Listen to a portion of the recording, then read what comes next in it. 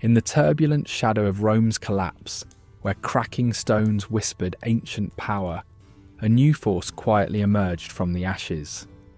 Amidst the fog-draped valleys and echoing forests, Germanic tribes settled on lands gifted, not taken, birthing a nascent kingdom from ruin's cold embrace.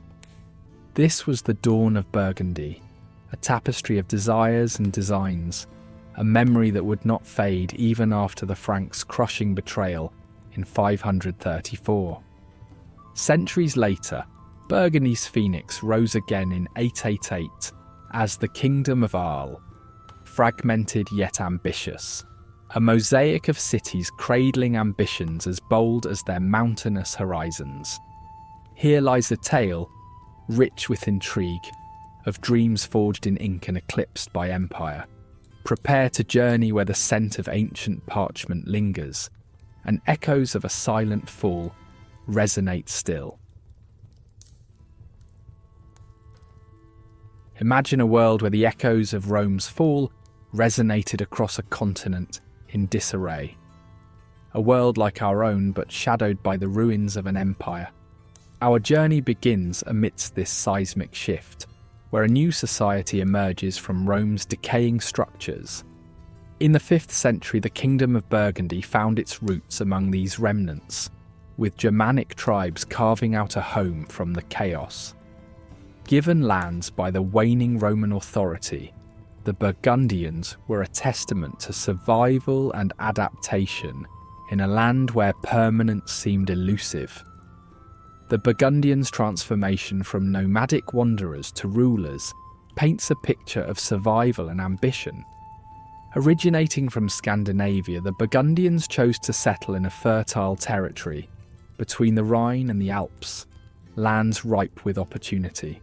The Romans, eager to stabilise their fading empire, saw value in these new settlers and welcomed them. And so, the Burgundians, with their unique customs, warrior mentality, and robust governance, wove their lives into the social fabric of Gaul, adopting Roman administration while entwining it with their own traditions. With each step, the Burgundian kings embraced elements of Roman culture, Latin language, urban development, and alliances with the remnants of the empire's elites. This syncretism distinguished them from other tribes, earning their society a place in the rapidly changing landscape of early medieval Europe. Not crowned by conquest, but by strategy and alliances, they expanded their influence far beyond their initial territories, gradually building a regal legitimacy through marriage and negotiated power. The collapse of Rome was not merely an end, but a new beginning, a gateway through which Burgundy emerged, adapting to the cultural and administrative turmoil left behind. The Burgundian kings seized this chance, turning chaos into a realm of opportunity by adopting Roman infrastructures such as intricate water systems and census practices. While embracing change, they infused their own robust ethos, a delicate dance of innovation and tradition, which set a precedent for future European kingdoms. These early Burgundians saw beyond survival, with significant aspirations for expansion and sovereignty. They pursued authority over neighbouring lands, expanding more by diplomacy than conflict. Ingeniously wielding their influence, they played the game of regional politics like masters, deftly weaving a web of alliances and conflicts within Gaul. They crafted a network of cities bound by practicality, rising not through grandiose acts but through deft negotiations and shrewd mediation, wielding diplomacy as adeptly as their battle axes.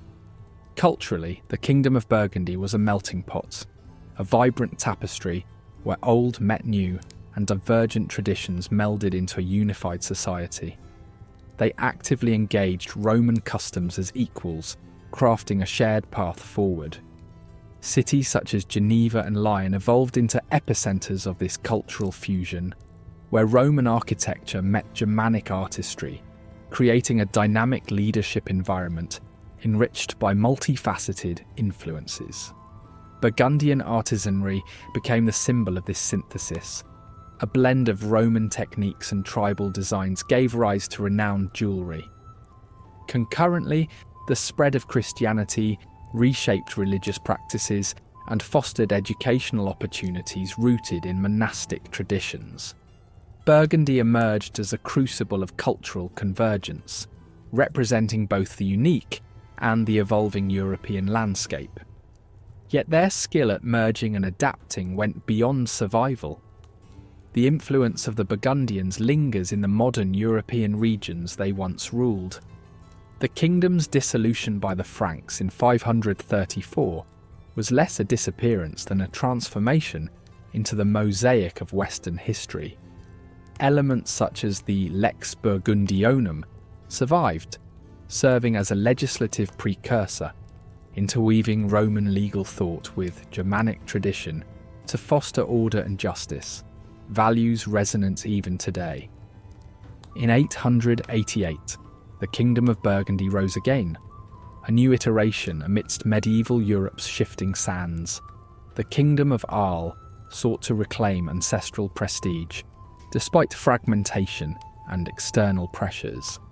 That second rise drew strength from its predecessor's legacy, leveraging strategic geography to open trade channels between the Mediterranean and Northern Europe, while fostering Christianity's expansion.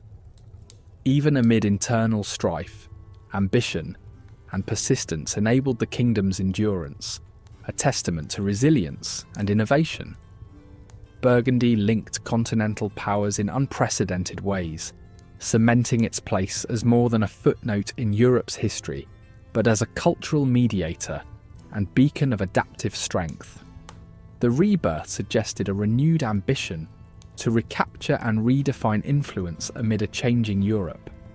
The Kingdom of Arles, wielding considerable power despite its modest size, manoeuvred medieval politics with foresight, building its economy through trade and securing alliances through commerce and faith.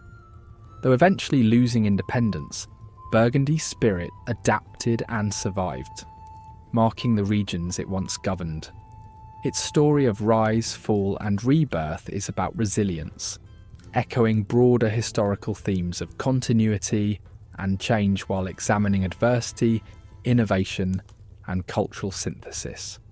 Even today, its legacy continues through legal traditions, linguistic nuances, and regional customs in France, Switzerland, and Italy. A testament to a kingdom's knack for embedding itself into Europe's cultural bedrock. The journey of Burgundy, a region once shaped by the machinations of empires, reminds us of human creativity's indomitable spirit, forever weaving itself into the tapestry of a once fractured continent.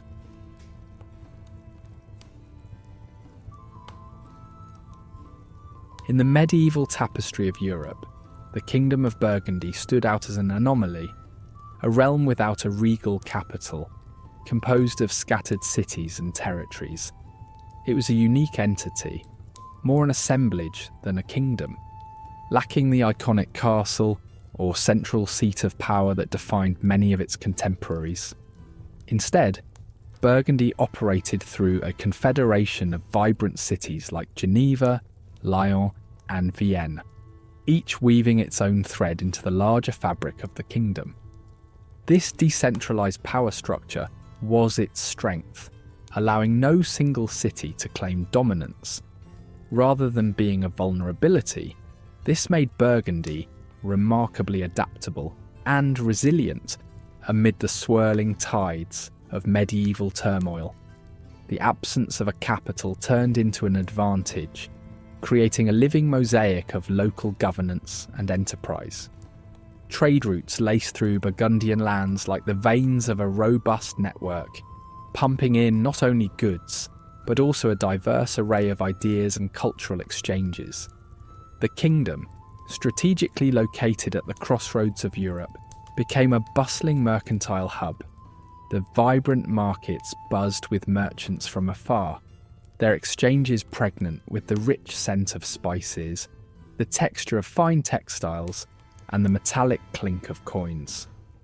Here, Burgundy thrived economically, transforming its seeming lack into abundance. It was not the grandeur of a central castle, but the sum of its lively cities, each carrying pride and historical weight that built a unique democratic power base. The fortunes of Burgundy were intimately tied to trade, which led to both opportunity and vulnerability. While the lack of a central power hub made it nimble, with no Achilles heel for adversaries to strike, it also meant relying on alliances and diplomacy to safeguard its prosperity. Thus, the kingdom acted like a skilled weaver, intertwining threads of commerce and cunning negotiation into an impressive tapestry of influence that spanned beyond its borders. Burgundy's domain was not protected by walls of stone, but by the intricate patterns of trade agreements and diplomatic treaties. In this eclectic kingdom, the church rose as an unexpected pillar of power, stepping into a role that kings and armies often filled elsewhere. Bishoprics scattered across the land exerted immense control, not only through spiritual influence, but also through economic might, as they held expansive tracts of land. This profound ecclesiastical presence created a distinctive blend of church and state, weaving religious rites and festivals into the very rhythm of everyday life in Burgundy. Monasteries and churches became centres of learning, safeguarding knowledge, and subtly defining the cultural identity of the land.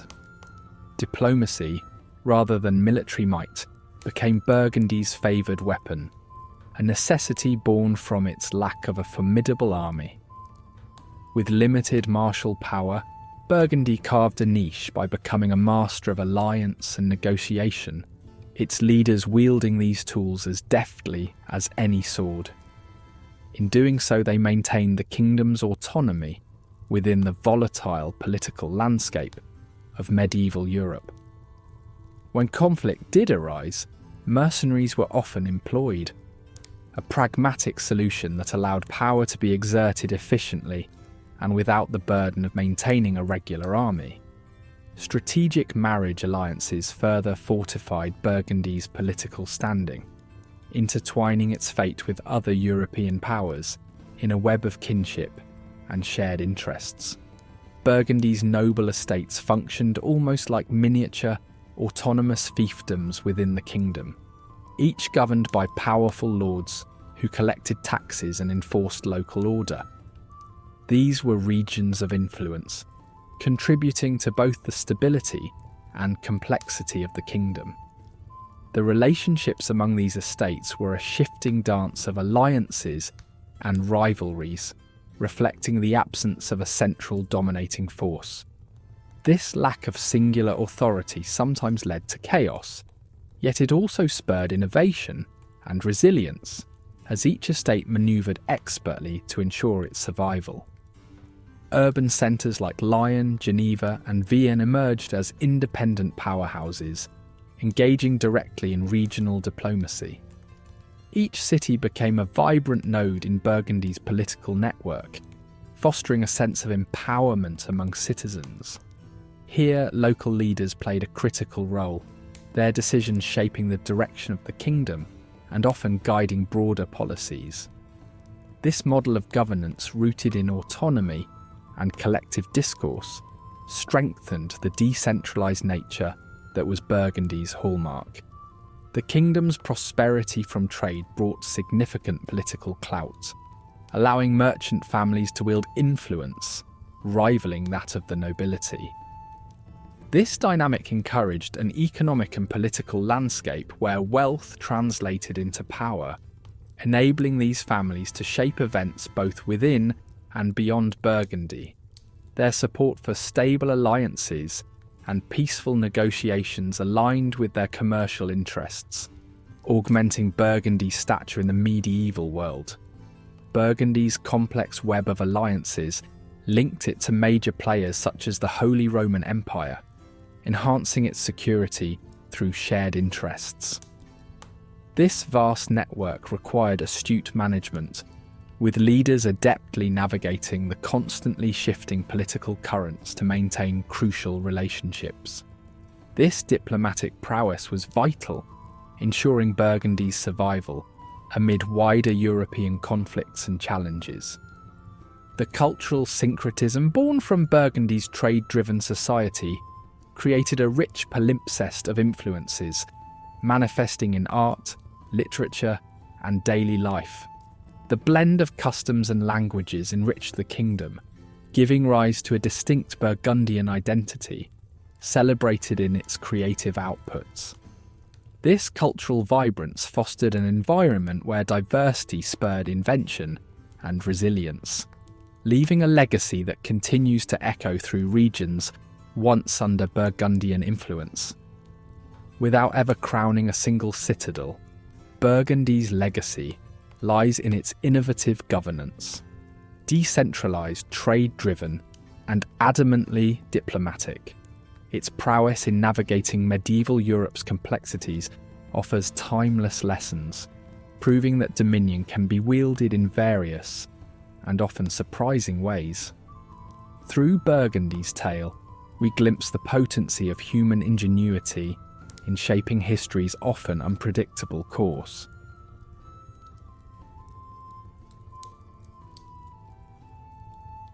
King Rudolf III ascended to Burgundy's throne in 993, during a time of flux and uncertainty. Unlike the mighty rulers who carved out empires, Rudolf was not a conqueror. Instead, he was a reluctant monarch who skillfully traversed the murky waters of political manoeuvring. Burgundy, a scattered land of bustling cities like Lyon and ecclesiastical corridors of Geneva, was rich in trade and culture, yet lacked the centralized power of its neighbours. Rudolf, understanding his kingdom's vulnerabilities, turned to diplomacy over force to assert leadership. His reign was less a grand saga of conquest and more a balancing act amidst simmering rivalries between the Holy Roman Empire and France. Rudolf's relationship with the Holy Roman Empire was pivotal, shaping much of his rule. Burgundy's borders, nestled close to the empire, brought both threat and opportunity. Aligning with the empire offered protection against foreign invasions and internal dissent. However, this alliance came at a cost. The emperors, formidable figures in medieval Europe, expected loyalty and tribute, forcing Rudolf to compromise Burgundian sovereignty gradually. This intricate dance with the Holy Roman Empire, laden with concessions exchanged for military aid and economic benefits, eroded his authority. The kingdom's progressive absorption into the imperial fold was a slow surrender to pragmatic appeasement, securing immediate power but foreshadowing its eventual fate. Within Burgundy, Rudolf faced challenges not from rival empires alone, but also from ambitious local nobles. In a decentralized realm where loyalty often wavered for personal gain, the nobles exerted their influence and demanded concessions. Rudolf, a cunning diplomat, granted estates and privileges to placate these nobles.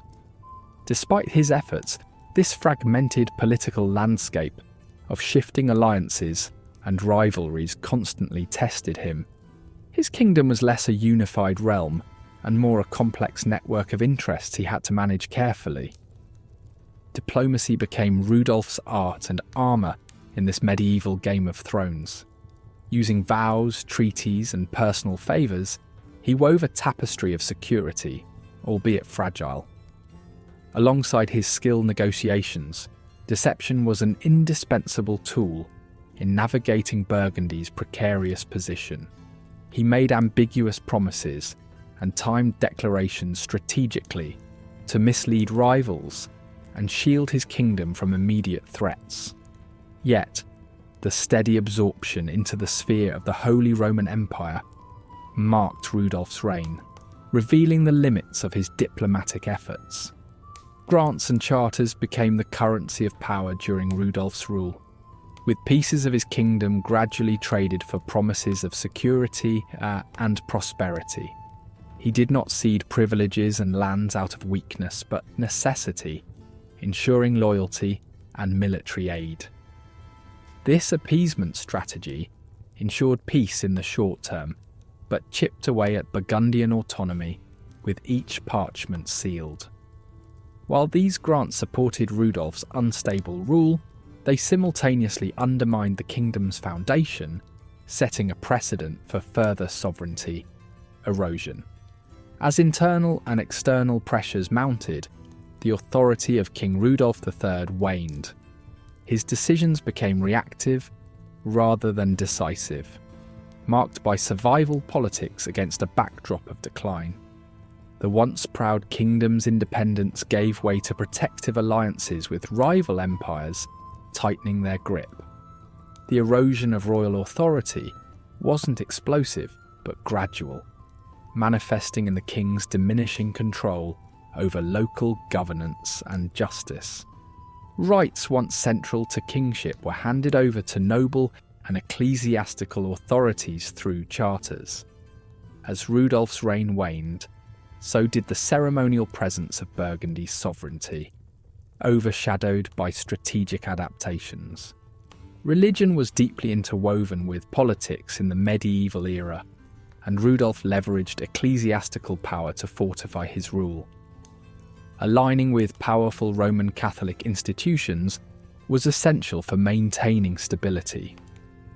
Burgundy, ensconced between powerhouses, found strength in its ecclesiastical connections, relying on bishoprics and abbeys to maintain political balance. While these ties empowered the church, they placed Rudolf in a precarious act of pleasing both papal and imperial demands. Religious figures served as alliances and channels for negotiation, often at the cost of royal prerogative. Rudolf's reign ultimately sketched a backdrop of impending conflict. His decisions, be they trade negotiations or ecclesiastical engagements, foreshadowed the kingdom's slow disenfranchisement. Although internal power dynamics occasionally flared into conflict, the true story of Burgundy's demise lay in the insidious shifts in alliances. His adept play of politics harbingered the kingdom's eventual dissolution, not through spectacular battles, but the subtle reshaping of diplomatic spheres. The twilight of Rudolf III's rule marked the end of an era, sidelined by his own political constructions.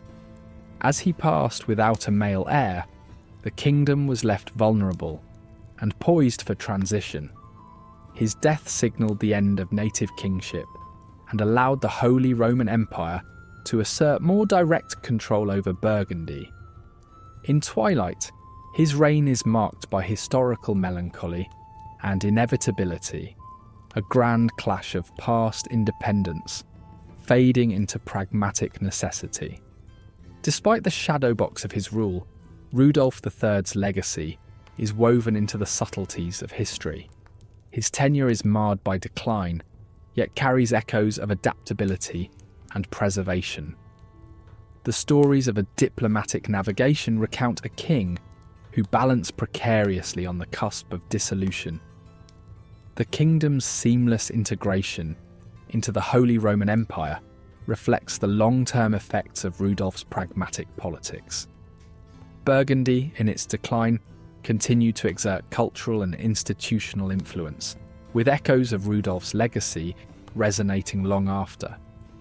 History remembers him not for conquest triumphs, but the subtle threads of political ambition impacting governance and alliances.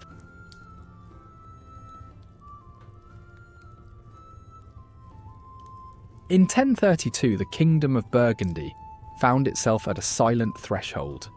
With the death of King Rudolf III, the last native monarch, the realm faced a crossroad, not marked by clashing swords or strife, but a quiet segue into the folds of the Holy Roman Empire. Burgundy, with its quilt of cities, bishoprics, and noble estates, was not the archetype of a formidable kingdom forged in military might. Instead, its fabric was woven through diplomacy, trade, and the whispers of the church. This transition was as much an internal reckoning as it was a response to external pressures. Burgundy's lack of a centralized fortitude, a core to rally around, rendered it susceptible to the ambitions of larger powers like France and the Holy Roman Empire.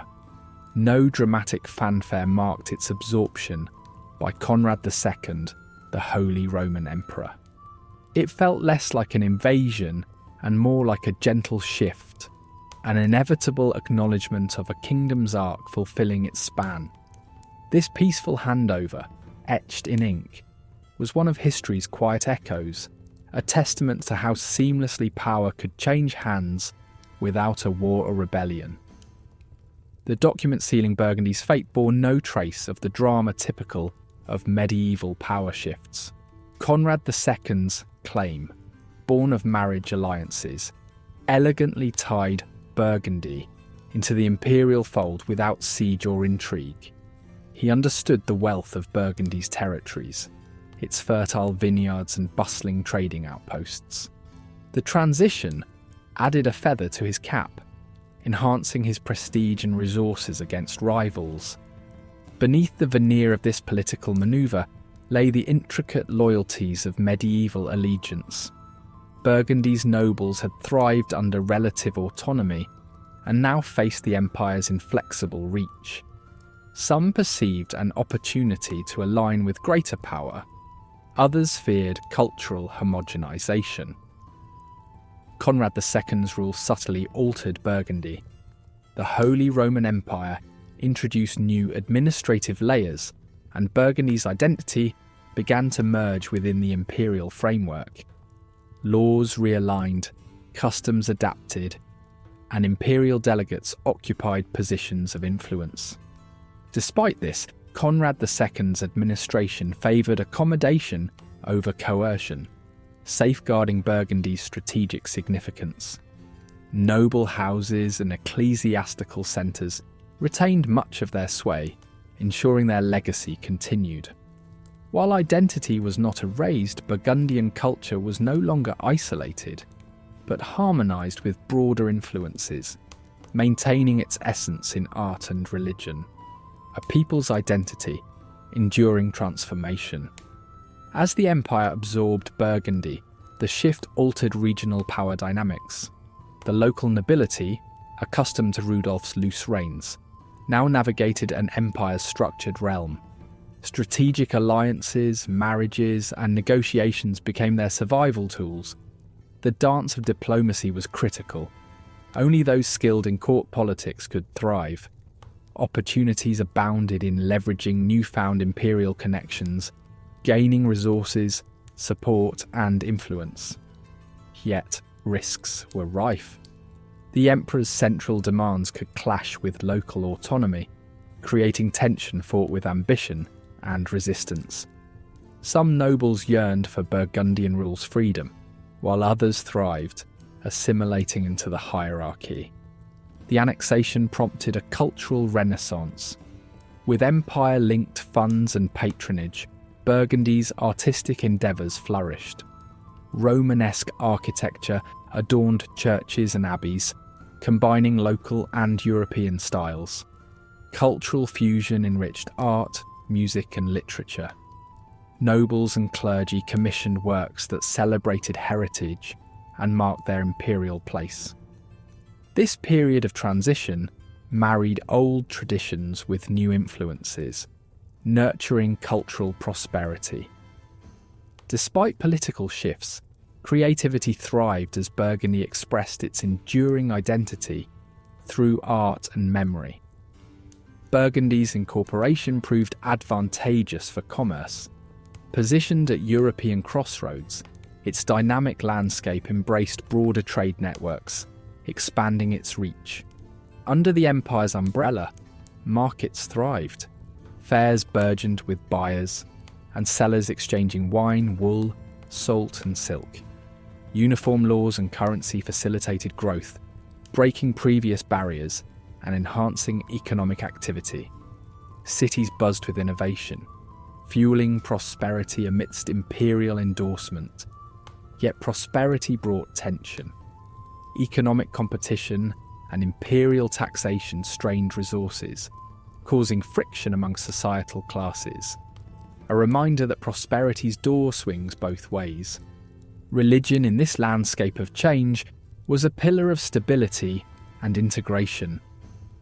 The church, wielding influence and property, eased the empire's transition. Monasteries, cathedrals, and orders aligned Burgundy spiritually with overarching imperial goals, fostering unity amid change. Clergy retained power, balancing spiritual leadership with political roles.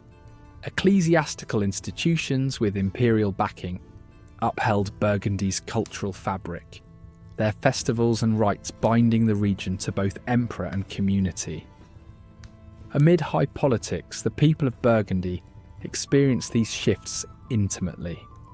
Political manoeuvres in courts and castles were felt in daily life as laws, markets, and celebrations adapted.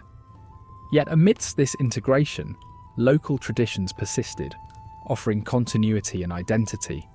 Opportunities emerged, protection in trade, social mobility, yet apprehension lingered.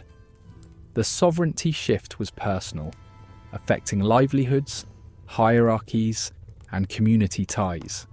Villages pulsed with adaptation and potential, as the empire swallowed the kingdom, leaving resilient, resourceful people defined not by borders, but by enduring lives. The quiet conquest of Burgundy left a legacy of profound endurance without war's clash. It showcased diplomacy, marriage alliances, and strategic governance as tools reshaping the map without violence. The story told of adaptation, a whisper of a fallen kingdom echoing through centuries. The legacy was paradoxical, sovereignty lost but identity unscathed. Burgundy's story, with its silent fall, underscored that profound changes are often seen not in conflict but subtle map shifts. Its essence a reminder that some legacies become enduring echoes of the past.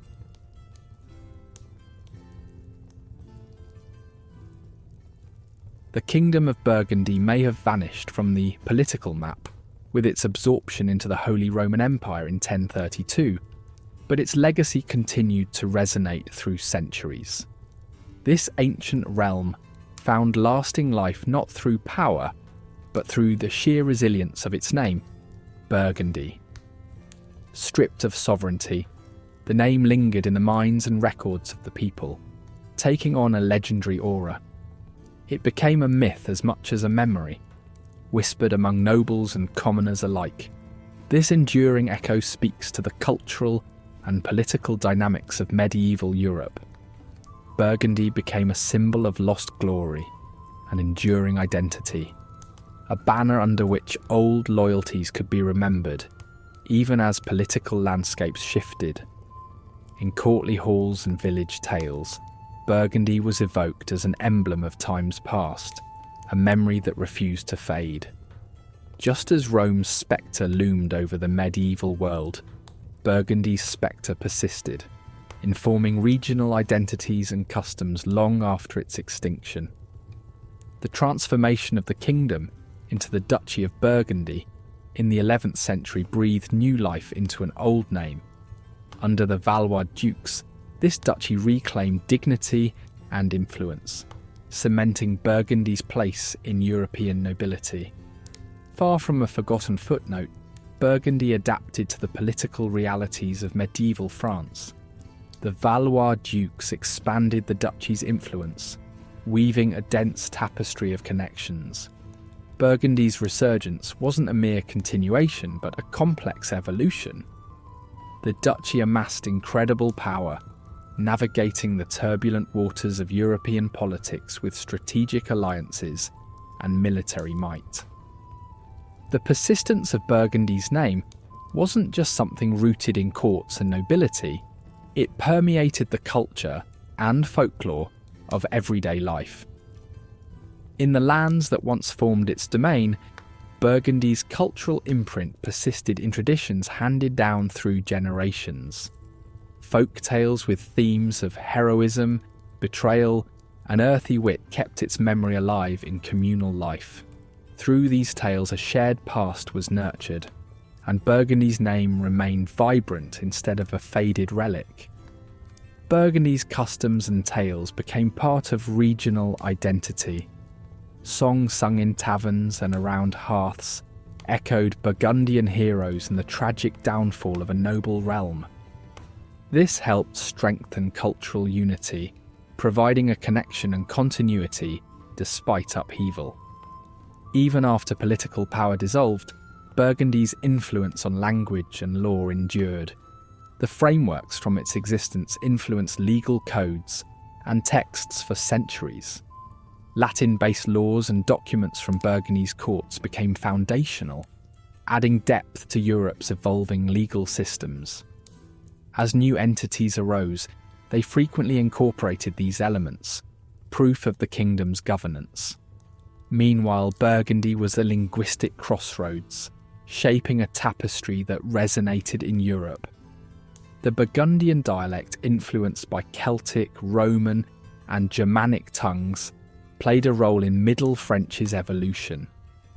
Its linguistic legacy in vernacular expressions and stylistic choices provided a sense of continuity and identity. Burgundy's architectural achievements also inspired awe throughout the medieval period. The Burgundian style, notable for grand ecclesiastical structures and civic planning, influenced Europe's architectural landscape. Majestic cathedrals and sturdy urban centres stood as silent witnesses to Burgundy's glory. Monasteries under Burgundian patronage, like Cluny Abbey, became centres of reform and intellectual exchange, spreading Burgundian architectural influence. These structures created a lasting European identity, where stone and craftsmanship bore testimony to human devotion and artistry. Through centuries, Burgundy retained allure, becoming a symbol of both resistance and romance. For those yearning for a noble past, Burgundy represented independence and cultural strength. Nationalists and romantics drew from its legend, citing it as an example of regional identity overcoming dominance. Burgundy's traditions served as a rallying point for movements seeking an untainted past. In medieval and Renaissance literature, Burgundy emerged as a setting of intrigue, romance, and chivalric adventure. Tales of knightly valour amid its imagined castles reinforced its view as a bastion of nobility, while providing narratives that celebrated its cultural heritage. Beyond memory and architecture, Burgundy's legacy lives on in cuisine and viniculture. The region's landscapes provided fertile ground for culinary innovation. Burgundian cuisine, with lush ingredients and fine techniques, contributed significantly to French culinary arts. Dishes like boeuf bourguignon highlight Burgundy's role in gastronomy, reflecting its cultural influence.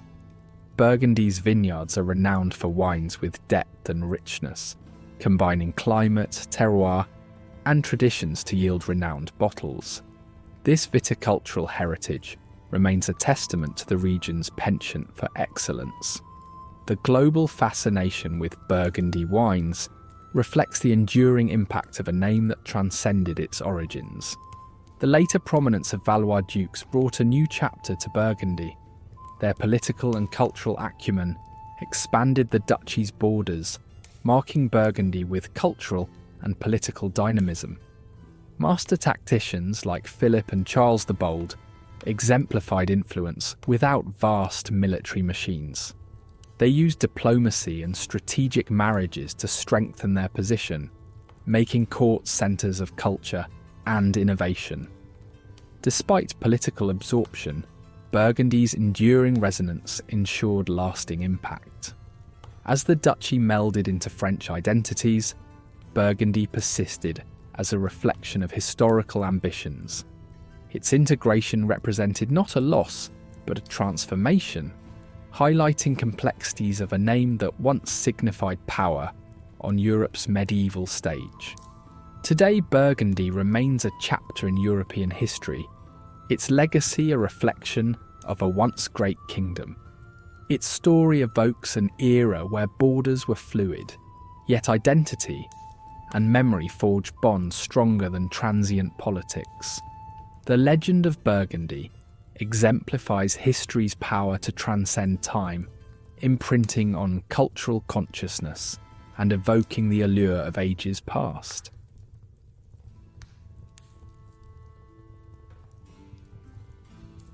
The Kingdom of Burgundy, though dissolved and absorbed by more formidable neighbours, left an enduring cultural legacy that whispers through the present-day landscapes of France, Switzerland, and Italy. The cultural echoes of this once formidable kingdom continue to ripple through these regions, evidence of Burgundy's profound influence in its relatively brief golden era. In secluded villages and picturesque towns, ancient customs and traditions, from vibrant festivals to unique culinary delights, owe their genesis to the Burgundian rule. These remnants provide a thread to the distant past, woven seamlessly into the daily lives of those who, often unknowingly, celebrate them. The languages spoken in the former realms of the Burgundian crown retain distinctive qualities, setting them apart from national standards. The Franco-Provençal language stands as a relic of a rich tapestry woven from Latin, Gallic, and Germanic threads, an enduring symbol of the cultural melting pot Burgundy once was. The resilience of these dialects highlights the locals' steadfast hold on their linguistic heritage amidst pressures for conformity. Folklore and oral traditions endure, celebrating the heroic and mystical tales rooted in Burgundian lore. Thus, while the political entity of Burgundy vanished, its cultural imprint remains indelible, offering a window into the diverse and vibrant identity that once thrived in this region. In Burgundy's golden past, monasteries like Cluny and Citeaux stood as bastions of faith and knowledge, their influence stretching far beyond simple spirituality. These sanctuaries were focal points for preserving and propagating the intellectual traditions of medieval Europe. Within their hallowed walls, monks painstakingly transcribed manuscripts, safeguarding theological, philosophical, and literary treasures from the eclipse of time. Today, these monastic sites draw scholars and curious travellers, eager to explore the labyrinthine corridors of medieval thought preserved within.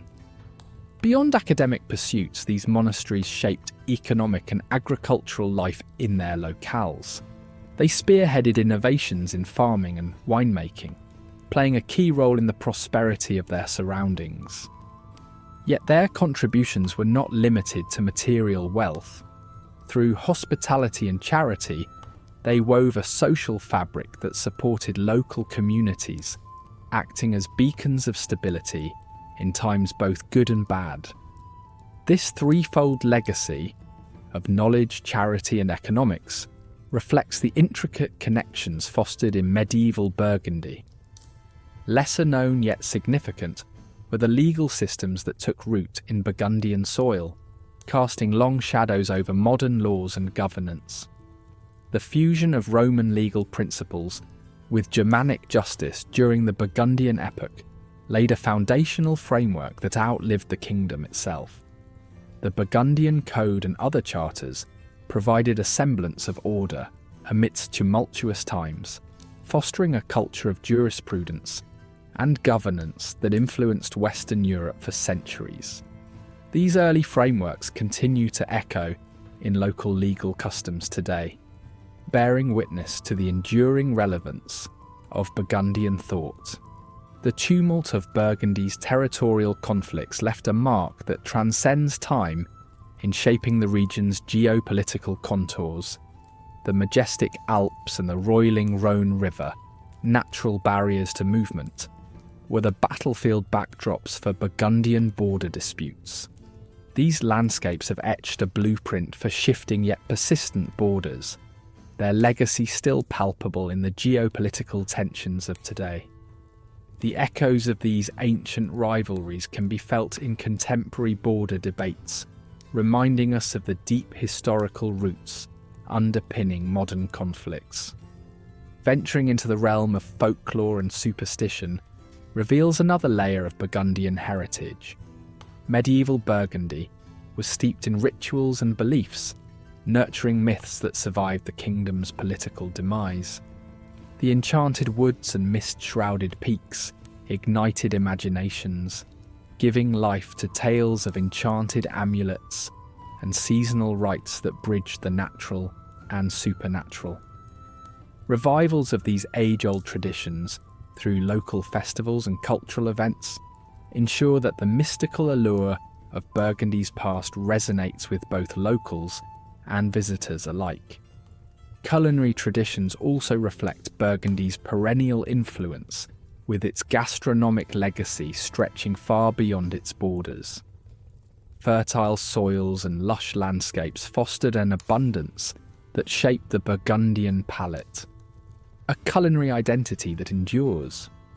Whether savouring a sip of Burgundy's famed wine, or indulging in a dish à la Bourgogne, the taste connects directly to the kingdom's historical richness. These flavours tell stories of cultural fusion. Germanic and Roman traditions melded into dishes that beckon today's gourmands. In art and architecture, Burgundy's legacy is tangible in the Romanesque, Gothic, and nascent Renaissance influences found in cathedrals and castles dotting the land. Stained glass and stone carvings signify a period when artistry and spirituality intertwined, leaving behind more than relics. They anchor communities in a shared cultural past, fostering pride and continuity within the rich tapestry of European art. Medieval town structures continue to shape the urban identity of Burgundy's former territories. Market squares, cobblestone streets, and fortified walls, the bones of medieval town planning, offer glimpses into the era's priorities. These layouts endure in modern urban design, epitomising human-centric spaces that nurture community ties. Ancient and new coexist, creating a living history that remains vital. As twilight settles on the chronicles of Burgundy, its musical legacy also comes to life. Choirs and composers from this vibrant realm enriched European music, their creations echoing through time. Modern ensembles revive these haunting melodies, bridging past and present, keeping Burgundy's spectral presence alive within the world of sound. Burgundy may have ceased as a political entity, but its diplomatic manoeuvres left enduring lessons in balance and negotiation. At Europe's crossroads, its diplomatic chess games influence power dynamics, crafting a legacy of strategic alliances that resonate today. Thus, while the Kingdom of Burgundy faded, its shadow remains, a testament to its indelible impact on history. If this strange little slice of medieval life stirred your curiosity, or your stomach, give us a like. And if you're hungry for more gritty tales from the dark side of history, subscribe to Medieval Grime. We serve our history smoked, salted, and a little bit cheeky. Thanks for watching. Stay grimy, and we'll see you next time by the fire.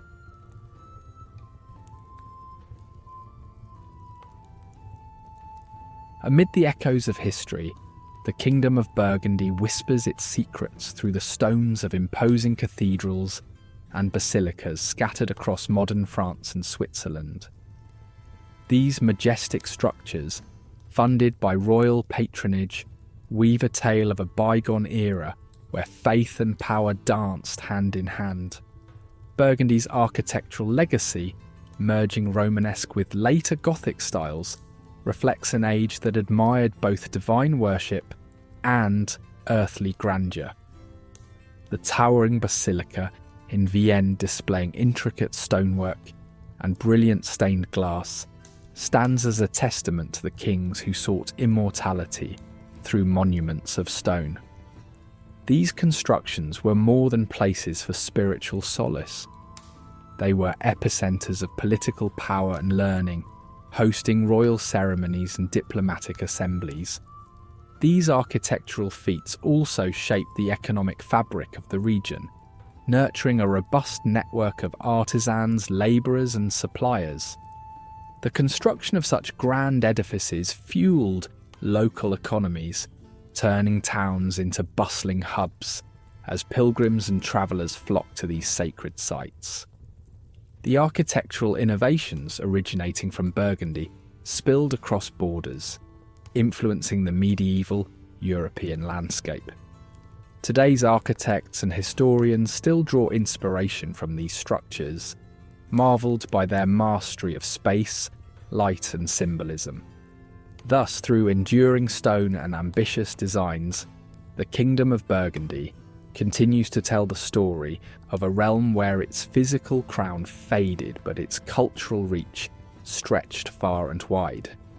In the realm of governance, Burgundy crafted a legal legacy inscribed in Latin, a blend of Roman law and Germanic customs. This hybrid system formed the backbone of the region's legal tradition, influencing modern frameworks in France, Switzerland, and Italy. Latin, the language of the church and academia, linked Burgundy to a broader European intellectual heritage. The legal texts, preserving the philosophical and ethical musings of the era, disclose a kingdom intent on balance and justice, even as it preserved tradition. Burgundian legal principles continued to thrive as territories transitioned into fledgling nation-states, embedding deep legal roots that outlasted the kingdom itself. The preference for written laws, a hallmark of Burgundy, perpetuated an order that persisted long after its political end, an enduring footprint that shaped the lives of those who followed. Equally pivotal were the borders of Burgundy, moulded through both conflict and diplomacy. This land, cradled between the Rhone River and the Alps, was a jewel pursued by empires for its strategic trade routes and fertile soils. Borders adjusted not just by the clash of swords, but through treaties where ink wielded power. The treaties of Verdun and Meissen depicted a chessboard where Burgundy played its role amidst major powers, sometimes a pawn, sometimes a key player. These borders, more than lines on a map, defined trade networks and cultural exchanges that transcended Burgundy's political demise. They nurtured unique identities within former Burgundian lands, identities that France and Switzerland cherish as cultural heritage today. Beyond its architectural wonders and legal innovations, Burgundy's monasteries were pillars of learning and spiritual vitality. The famed Abbey of Cluny, founded in 910, was not just a sanctuary, but a crucible of cultural production and learning. Cluny's expansive network inspired spiritual and scholarly pursuits, with scribes preserving classical texts, vital for medieval intellectual revival. These monasteries extended their influence to agriculture and community welfare, boosting economic stability. The Cluniac reform movement, advocating for monastic purity and renewal, reverberated across Europe, invigorating ecclesiastical structures and inspiring later monastic orders like the Cistercians. As a cultural crossroads, Burgundy melded vibrant traditions from Latin and Germanic Europe. Its territories hosted a tapestry of influences, Celtic, Roman, Frankish and Germanic, shaping a unique Burgundian identity. Artistic expressions such as illuminated manuscripts and sculptural works showcase this cultural amalgam, drawing talent to lavish courtly settings that celebrated diversity. Linguistically, Burgundy presented a rich palette, where Latin, Old French and dialects like Arpitan mingled, contributing to the Romance languages.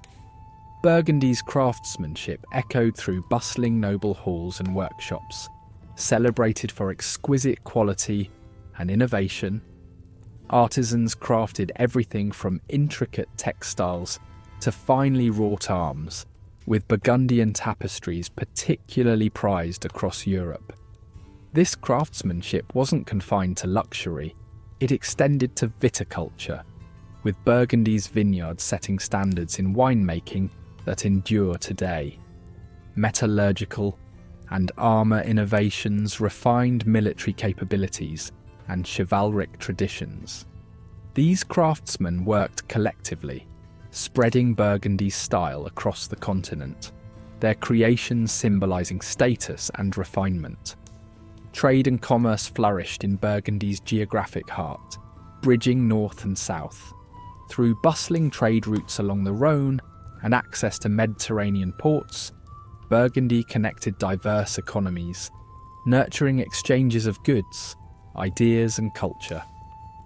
Markets in cities like Lyon and Geneva thrived, drawing merchants from afar. Burgundy's commercial practices, such as accounting systems and trade guilds, laid groundwork for modern economic frameworks. Though politically dissolved, Burgundy's mercantile legacy persists, weaving through the economic narratives of its successors.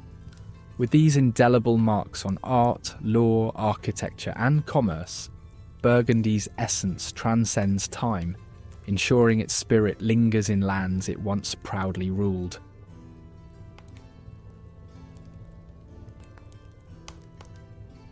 Amid the bustling crossroads of medieval Europe, Burgundy emerged as a kingdom of notable wealth and potential. Its favourable position along trade routes turned it into a hub for commerce and prosperity, with markets brimming with gold, silver, and exotic spices. The charm of its prosperity was unmistakable, but in a world driven by ambition, such wealth was a double-edged sword. France and the Holy Roman Empire, both hungering for expansion, saw Burgundy as a tempting prize. Yet, the kingdom's riches were not sufficient to safeguard its independence. Instead of fortifying its position, its affluence became a siren call for those aspiring to dominate. Burgundy's vulnerability didn't just stem from the covetous eyes of neighbouring powers. Internally, it was a patchwork of local authorities, bishops, dukes and counts, each with their own ambitions. This mosaic of interests weakened the kingdom's cohesion, detracting from its ability to mount a unified defence. Without a centralised military power, Burgundy resorted to alliances and diplomacy, methods as slippery as the ink on their treaties. This strength proved an Achilles heel. The kingdom was rich yet exposed, making it more of a tantalising opportunity for stronger neighbours than a robustly defended state. Geographically, Burgundy wasn't a serene pastoral scene, but a pivotal chess piece in Europe's geopolitical game. Nestled between the aggressive entities of France and the Holy Roman Empire, its lands were an invaluable bridge connecting north to south. This positioning brought both prosperity and peril.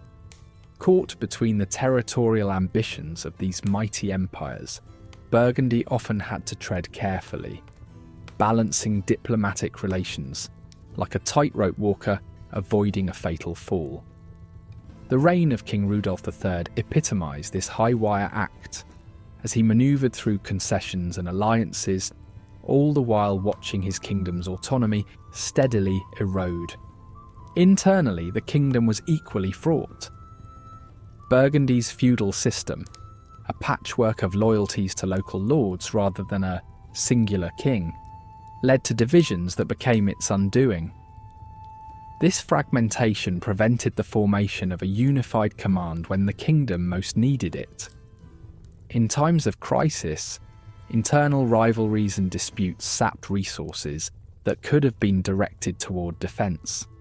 The absence of centralised authority rendered Burgundy vulnerable to external manipulation, as more unified neighbours saw opportunities to exploit its internal weaknesses for their gain.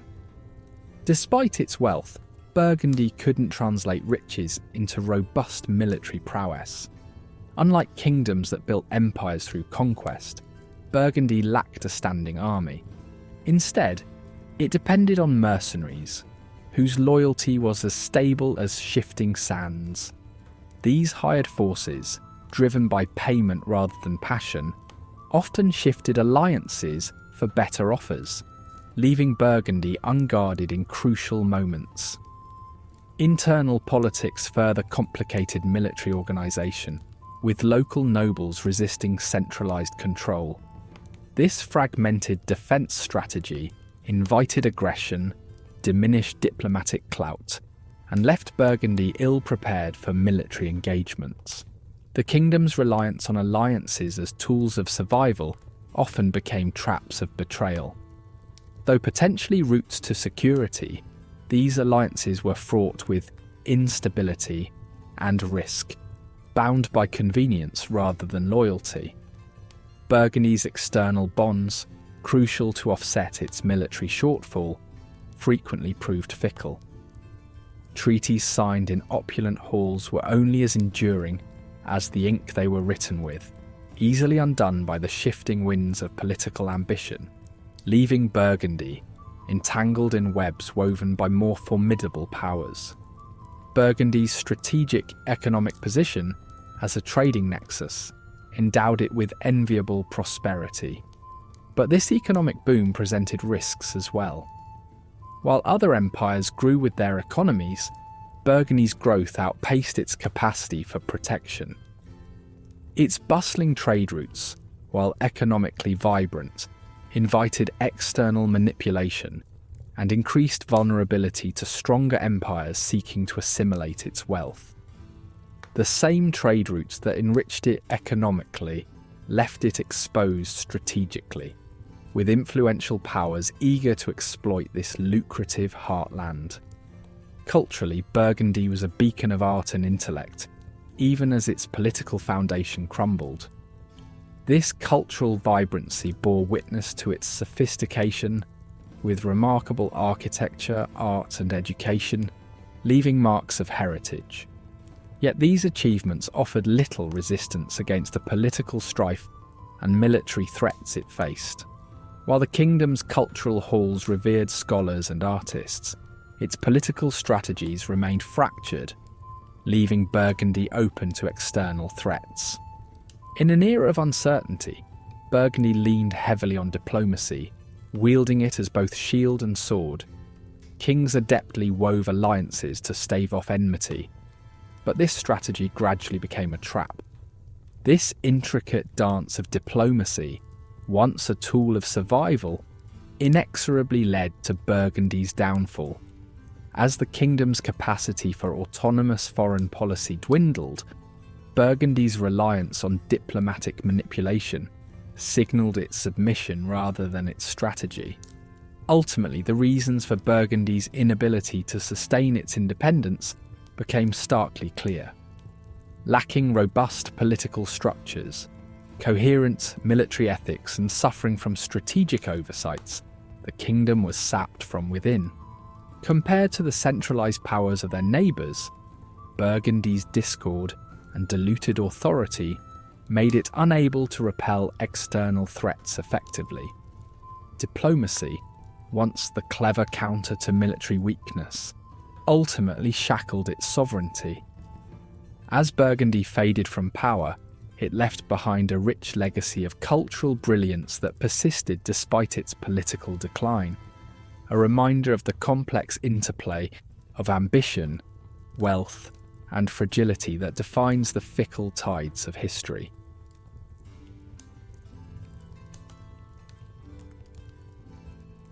In the grand tapestry of medieval history, Burgundy's demise unfolds quietly, lacking the dramatic flair of Rome's collapses or Constantinople's fiery sieges.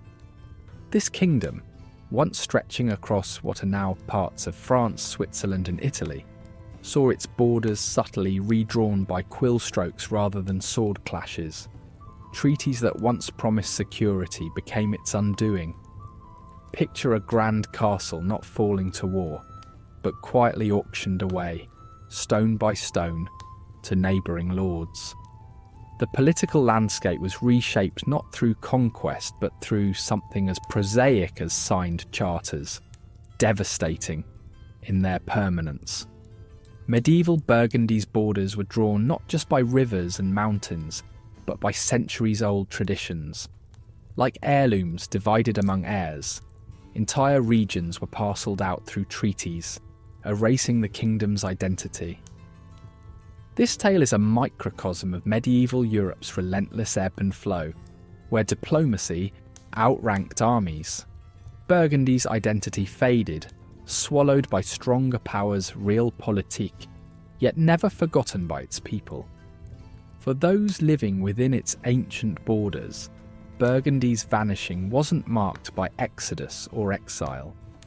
Peasants tilled the same fields, merchants sold their wares in the same bustling markets, and artisans crafted goods using age-old techniques. The kingdom's fall was political, not societal. The apparatus of statehood may have disappeared, but human lives remained anchored by routine and necessity, carrying the spirit of Burgundy unconsciously.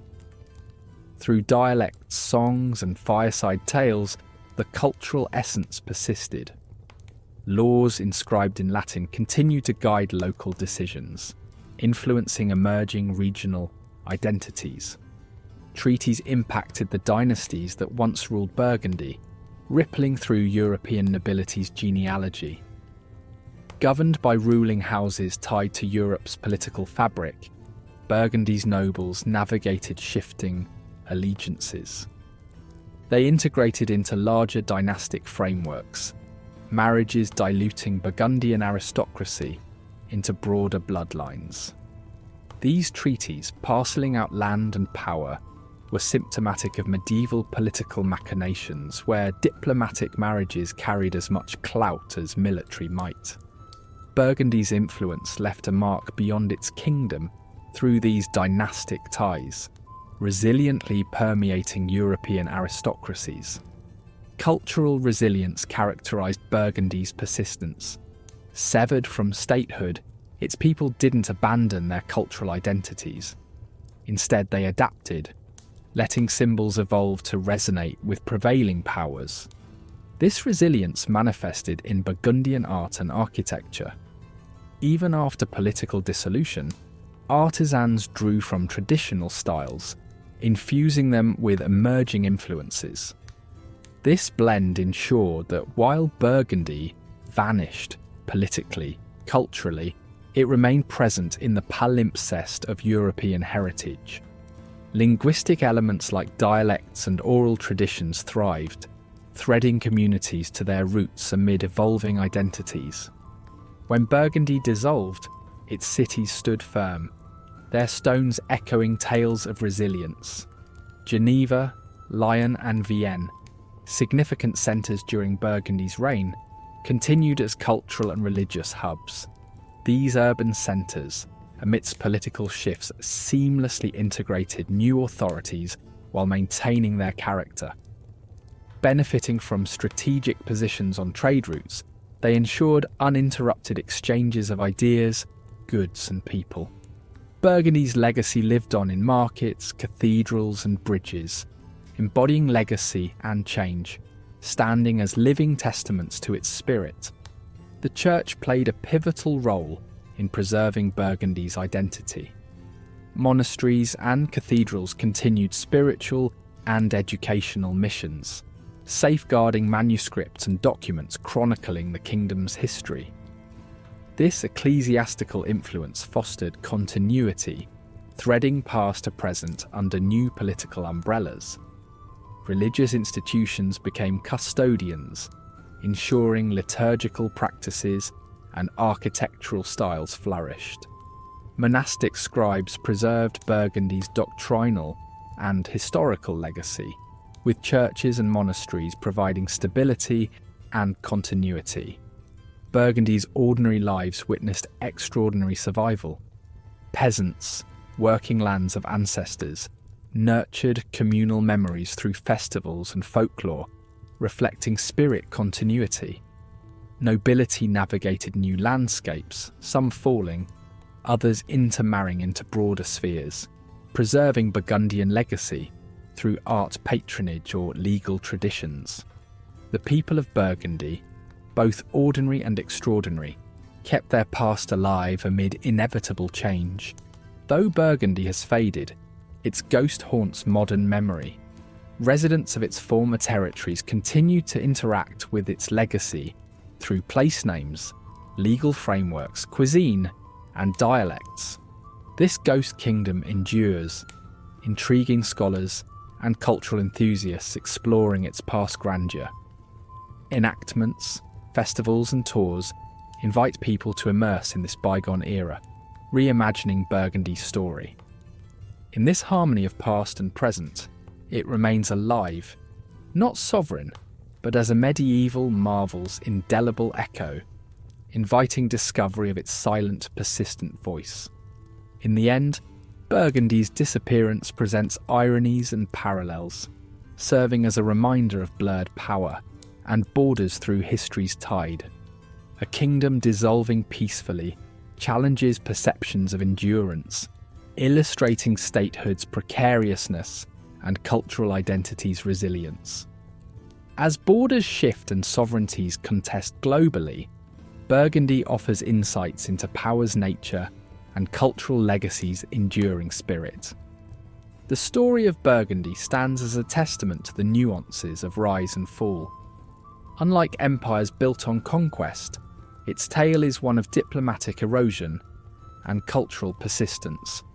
It vanished through silent politics, leaving no ruins of glory, but an influence weaving through culture and history. In concluding Burgundy's tale, its legacy emerges more than memory. Through people's survival and customs resilience, it lingers in Europe's heart, embodying paradoxical loss and continuity. Understanding Burgundy unlocks a narrative where quiet revolutions shape lasting legacies, illustrating how ink, rather than conquest, can powerfully shape history.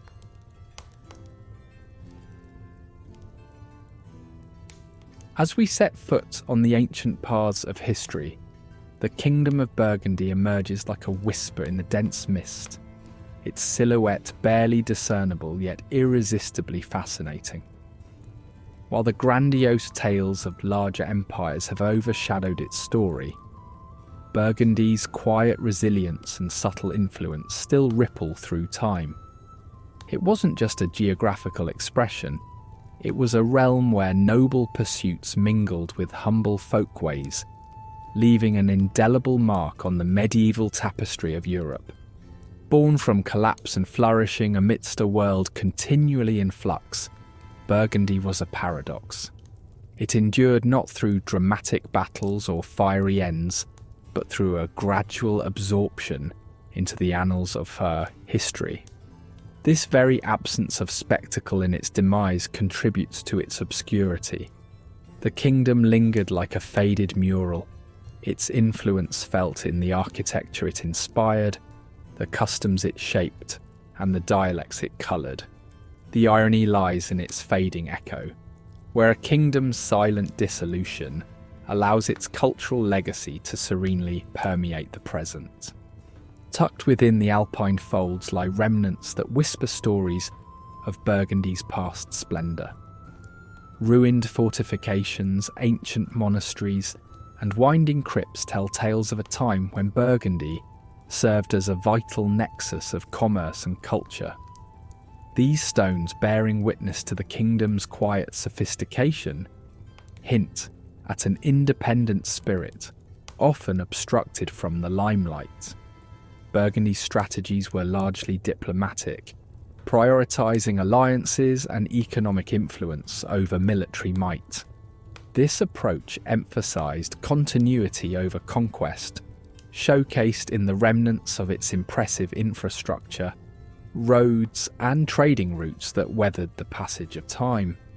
The lands that once formed Burgundy now lie at the crossroads of France, Switzerland, and Italy, each bearing its imprint of cultural convergence. The multicultural regions reflect a heritage rich in Burgundian legacy, where diverse dialects, distinctive culinary traditions, and unique architectural styles flourish. The seamless blend of Roman, Germanic, and Gallic influences underscores Burgundy's historical role as a melting pot, where varied traditions coalesced into something uniquely resilient.